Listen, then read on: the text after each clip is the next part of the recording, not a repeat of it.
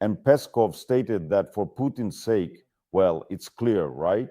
That the war will lead to a wild increase in taxes and prices, that all the disasters that were planned will still happen in Russia anyway. But Peskov said that for Putin's sake, Russians are ready to endure and tighten their belts. Belts with stockings, chastity belts, and even belts with an emerald up the backside. Basically, all kinds of belts, and probably the usual collective farm sashes too.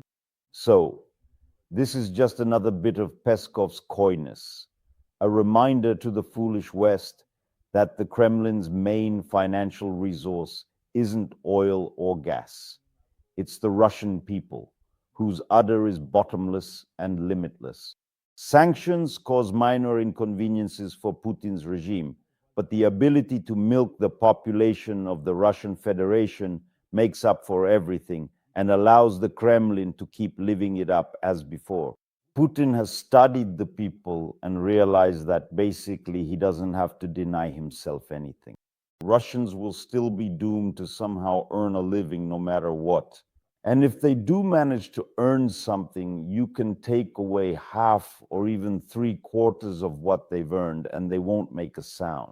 And this intimidated rabble really will put up with any tax hikes, total nationalization or privatization, astronomical fines and extortion. Where else can they go?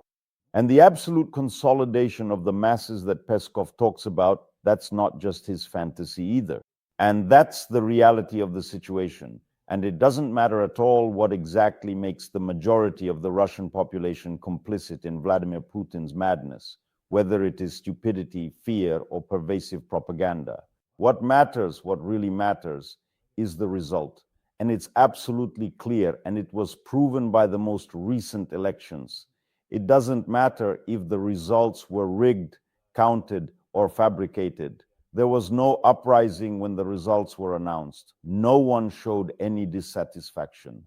Well, of course, there are quiet ones, there are good Russians, but almost all of them, in fact, not almost, but simply all of them, are outside of Russia. And there are many quiet Russians who secretly, deeply hate Putin, secretly, profoundly hate this ongoing war, and just as secretly, they remain completely silent, choosing not to speak out. And there are several reasons for this cowardly and foolish silence. Well, first of all, the good Russians regularly grant the quiet Russians an indulgence as a people and basically give them the right to remain cowardly silent, explaining, what can you expect from the people? They're just an unfortunate, oppressed people, tormented by Kremlin executioners who pull out their nipples and butt hair with pliers.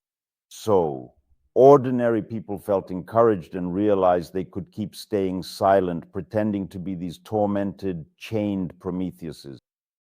That's how this subspecies of quiet Russians came to be. It's very convenient for everyone, except the silence of these quiet Russians is the foundation, the very foundation of the war.